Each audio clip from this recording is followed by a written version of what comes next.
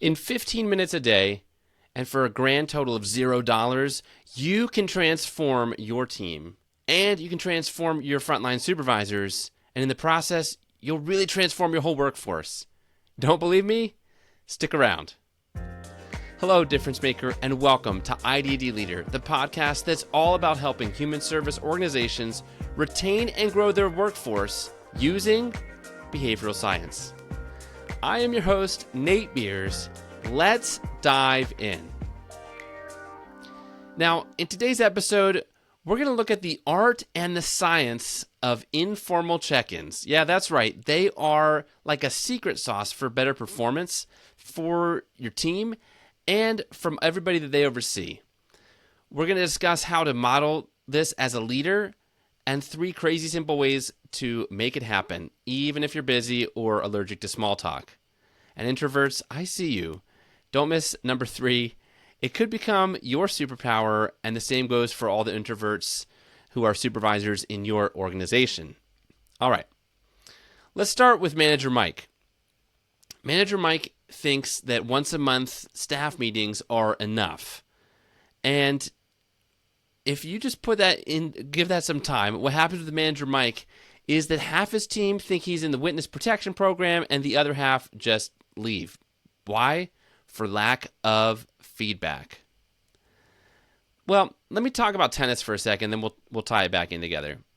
I grew up playing tennis, actually kind of a lot of tennis, and multiple tennis players, tennis coaches in my family. Tennis, like so many other sports, at face value, it's very simple. You're hitting a ball back and forth across a net, and it needs to land in a certain spot on the court. Sounds simple enough. But what happens is, when you're learning to do the different tennis shots, there's kind of a lot of things to keep in mind. You're thinking of your footwork, you're thinking of the swinging motion, you're thinking about what your wrist is doing, and you even have to think about the direction that your racket face is going at the point of contact with the ball. Because generally speaking, the ball will go in the direction of the racket face. So if you're facing it racket face up, the ball typically goes flying too deep. And if your racket face is down, it's going to probably go into the net. Well, when I was learning tennis, the most powerful point of feedback was actually watching what happened with the ball. And the same is true in everyday life, everyday work. If I saw what happened to the ball, I could see when it worked well and when it wasn't working well. But the funny thing is, also similar to real life or at your job, because I was thinking about a lot of different things when I would be swinging to hit the ball, it could be doing some things that I wouldn't be able to readily identify, well, what I needed to change. I might be thinking, oh, I got my racket face in the right direction. What happened on that one? Or maybe I was thinking about my footwork. Okay, I got positioned well. I turned my body properly. But why did that ball go into the net? And this is the value of a coach, because a coach can watch you, or similarly, if you watched video on yourself of how you played, you might be able to identify it. But a coach will watch what's happening and be able to readily identify and give performance feedback of what needs to adjust to do an even better shot the next time. And it's kind of the same way with work. And frequent check-ins, I'm going to explain more about this in a moment, but they really end up doing this, where they provide frequent performance feedback. Now, when we say performance feedback, that can strike fear in the heart of a lot of employees for good reason, because the history with that is semi-annual reviews or similar, where basically their boss, who hasn't been telling them what they think about their performance, all of a sudden unloads. And it could be great news like, oh, you got an A, or it could be bad news like, hey, you really need to fix this, this, and this. But when it's so infrequent and when there's a lot riding on it, such as raises or bonuses, there's so much pressure on performance feedback. Not to mention, every single human has probably had at least a few bad examples or negative experiences with performance feedback, like that coach or teacher who yelled at you, or the parent that was just riding you too hard and hoped that you'd become the star quarterback like they were in high school, or whatever it is. We've had bad experiences with it.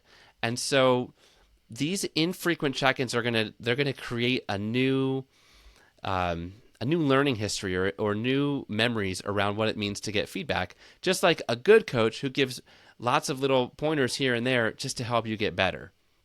So performance on a job is a behavior.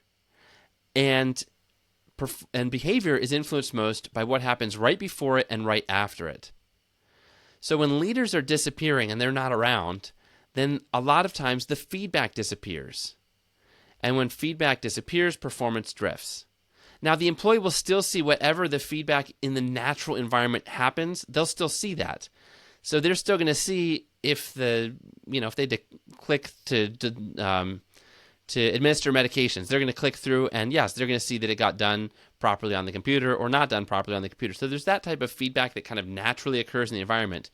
But if something's not going well, especially complex skills, such as managing a challenging behavior from an individual or navigating through a residential house meeting, that takes a lot more complex set of skills. And so they'll see what's happening, at least some of the results of what's happening naturalistically or around them. But a lot of times, staff, supervisors, even higher level leaders, we won't necessarily pick up on everything that's going on. And that's the gift of this small and frequent check-ins, is getting feedback and as close to the real thing as possible. Close to the real moment of the behavior as possible.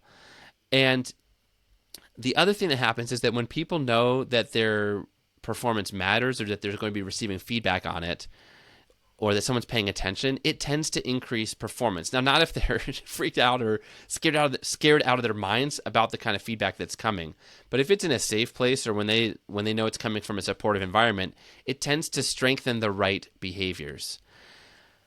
Yeah. So, bottom line, employees aren't vending machines. You can't just punch a button once a month and expect snacks to come out.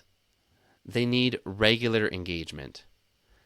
So let me give you 3 easy versions of informal check-ins that you can do and that you can train your frontline supervisors and anybody in your organization to do.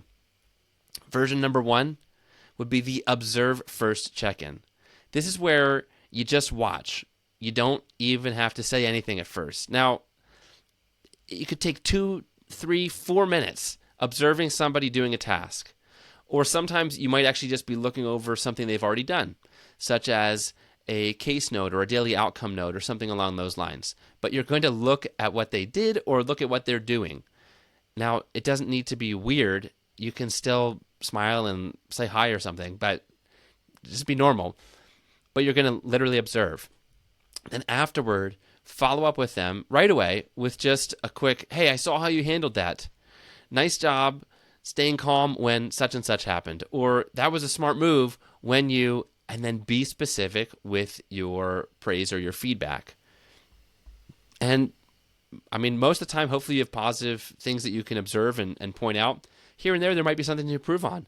And that can be about as serious as when my tennis coach would tell me, Nate, watch your footwork. You got too close to that ball. Keep your feet a little bit further back when you swing, or stay on your toes more, or watch your racket face. It can be that simple. That it doesn't have to be something your employees take personally or feel threatened by, or the world's coming to an end, or anything along those lines. The big key with this, and it's a behavioral principle, which is reinforcement or rewards, or that giving that positive feedback, it increases the likelihood that your leaders, the people on your team, or down to just the frontline staff, it increases the odds that they're going to engage in that behavior again. In other words, it's going to make it happen more frequently, which is good. That's exactly what you want. You want best practices to be rewarded and recognized. Okay, so that's version 1, is just the observe first and then make a casual, clear, behavior-specific comment on what they did and tell them how it was great or tell them how to tweak it just a little bit.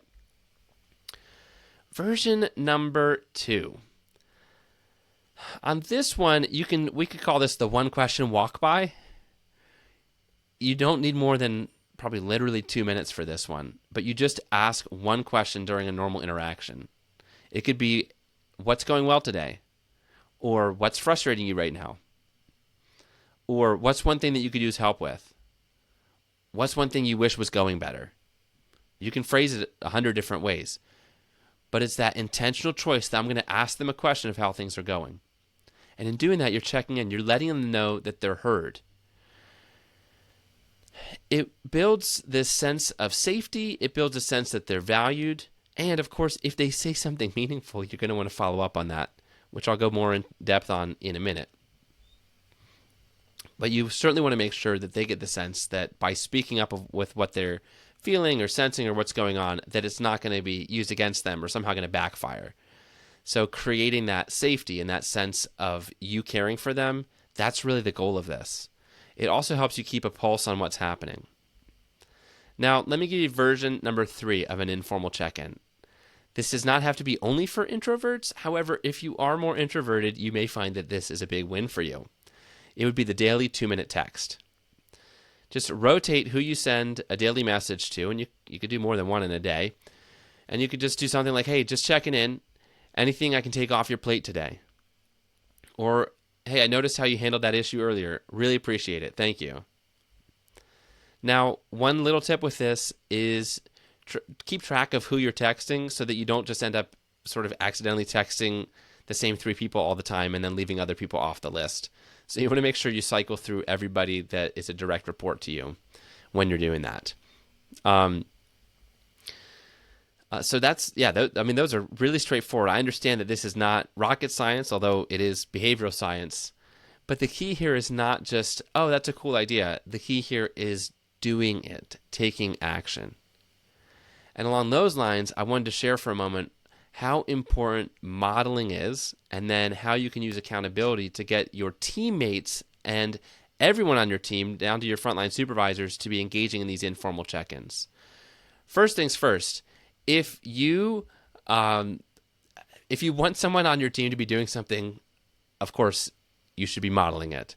And so first and foremost, make sure that you're doing this with everyone on your team before you are asking them to do it, or at least at the same time that you're asking them to do it. And if you're anything like a lot of the leaders I talk to, I know that you are stretched thin. You're pulled in a million different directions. There can be days where your meetings are just stacked, one right after the other. But the thing is, that's why this only has to take 15 minutes per day, maybe even a little bit less than that, to just do a couple check-ins. You don't have to check in with every single person on your team every day, but just check in with a couple people and rotate who it is. It will go such a long way. Then when you're asking them, well, first of all, you'll get to know so much more of what's going on with your team. But then when you're asking them to do the same thing with the people that they oversee, they'll already have a template in their mind of what this is like because they'll be experiencing it with you. So obviously, we want to practice what we preach before we're asking other people to do it. And then the second element of this that I mentioned was accountability. It's real simple to build accountability in. Let me give you 2 ideas on how you can do that. There could be other ways to do this as well. But one would be every week have each of your direct reports share a win or something that they learned from a check-in. And they could either do that by texting you or by emailing you, or you could just build that into a time at your, if you have like a leadership meeting with your team leads or your supervisors every week or every 2 weeks. You might not have every single person share every time, but even if you had, you just called on 3 people and said, hey, what's something that you learned from a check-in in the last week or 2? And as they get that accountability piece, it's really going to bring it to the forefront of their minds, like, oh, I really need to follow through and do this. Another simple way to have some accountability built into this would be have them share a log where they're emailing you or emailing on a thread, just something that's being learned through these as well. A few minutes ago, I mentioned about the key of follow-through, and I think it's worth kind of taking its whole own moment to highlight the importance of this. When you're doing a check-in, and certainly train your leaders on this as well, and someone shares something that matters or that needs follow-up, it's really important to make a note in your phone or on your paper calendar if you still do your calendar that way. Wherever you take notes, write on your forehead if you have to. You need to circle back to that and in good time. Because if the goal of check-ins, if one of the goals is to communicate, hey, I care about you, I see you, and I'm encouraging best practices, well, that I care about you, I see you piece is going to feel like a bunch of baloney if they tell you something that needs follow-through that then you don't follow through with. Again, sounds so simple, but this is the difference between high achieving, high functioning teams and those that are just stuck in some form of mediocrity or some form of dysfunction is that problems get noticed or identified, but they don't get dealt with in a timely manner. And I don't just mean big, huge problems. I mean the little stuff too. So really, really important, that just like I said about the modeling, yes, you have to model the follow-through piece, but then also really expect that of everyone on your team who's checking in with their direct reports, that if someone shares something like, maybe it's in passing that they're saying, man, I'm having a really hard day today, or this has been a really rough week. Well, by all means, circle back to that again at the end of the day or when you know there's going to be a calm moment, or set up a time. If your day's too booked or their day's too booked, set up a time to sit down with that person, even if it wasn't time for the regular one-to-one supervision meeting, but where you can get a little bit, even 15 minutes of time, where you can get a little bit deeper understanding of what it is that's hard for them or bothering them or what's going on, and offering what you can do to help them or connecting them with a resource or a tool that's going to make their job easier. I mean, these are small things, but the fruit of it is big. Like these create big wins when staff members don't have to carry around those frustrations and when you are actively helping to solve them, or when their direct supervisor is actively helping to solve them. So that's pretty much the two main ways to make sure that this isn't just something you're doing, but that you're making sure your whole team is doing. Okay, well, this is turning into kind of a shorter episode, but let me just recap here. Frequent check-ins don't take much time, but they build trust, they shape the right behaviors, the best practices that you want, and they end up reducing drama as you keep more in touch with your people and they're keeping in touch with their people and what's going on with them. 3 simple methods for doing it. One is the observe first method, where you just observe and then you give feedback after that. Number 2 was the ask one question. And the third one was the daily micro message or the daily text message. The more that we see people, the more that we understand them. And the more that we can reinforce or reward best practice behaviors as they're happening.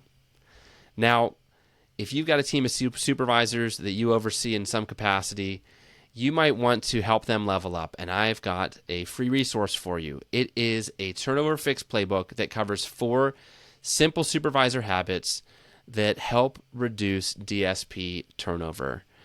You can download it for free at iddleader.com/supervisor. And I truly believe this will help move the needle because it gives language on some of those things that can feel so like it's the soft skills. It's the stuff that it's hard to necessarily know how to train somebody on. But it gives specific language, specific 4 simple skills. Anybody can do them. And it even has a checklist so that they can monitor their own progress. Your supervisors, the supervisors you oversee, they can monitor their own progress on how they're doing on implementing all 4 of these habits, or just pick 1 or 2 if you'd rather. But check it out. I think you'll find it to be highly valuable for you and for your team. As far as a next step, simple action item for today, I would say, as I sometimes do, pick one. Pick one type of check-in for you to do with your team. And then, of course, the next step would be start having them implement that with their team with that little bit of accountability built into it. So they are making sure that they're in touch with what everyone on their team is needing and that they're just promoting the best practices happening all around them from their teammates as well. Well, difference maker, until next time, here's to you. Keep up the amazing work.